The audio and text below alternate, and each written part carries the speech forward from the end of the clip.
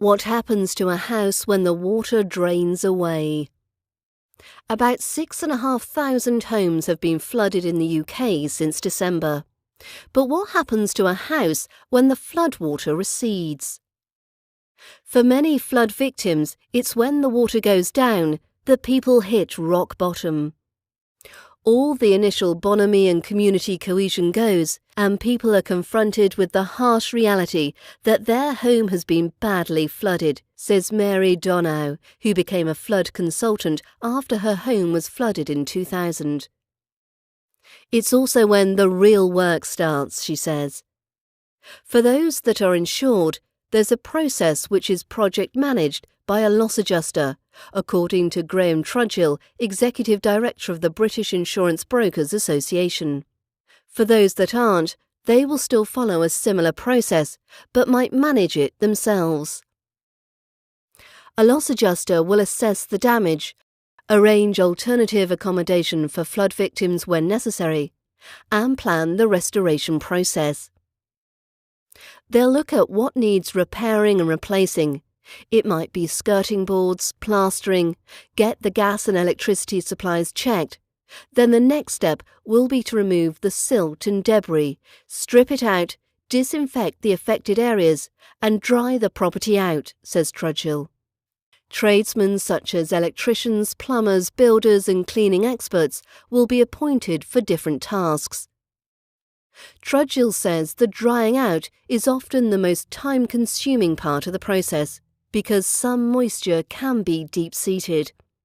Specialists use drying machines, but it can take weeks or months to extract. If you redecorate too soon, mould can come through, he says.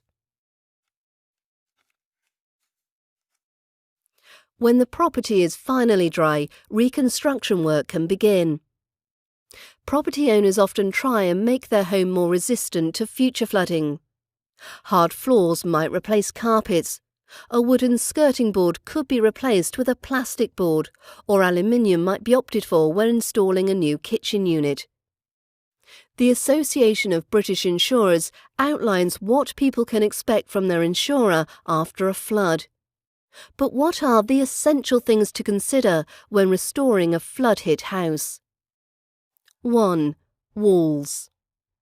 Traditional brick or concrete walls will generally dry out well, so long as they are clear for ventilation. However, consultant builder Simon Knight from Milton Keynes says the drying out process can take months. Property owners are advised to keep an eye out for cracks in the walls.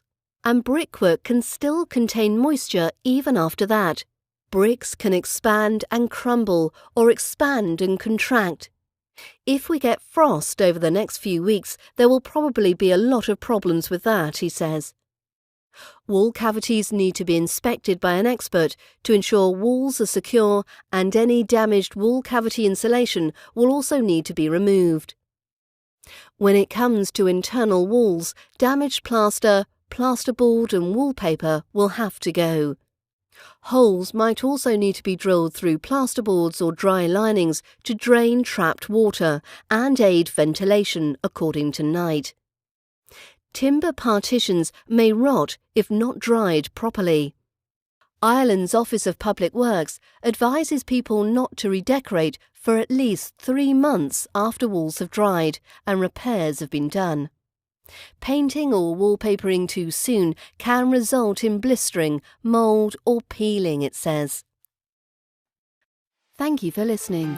For more British accent training, visit www.learningbritishaccent.com.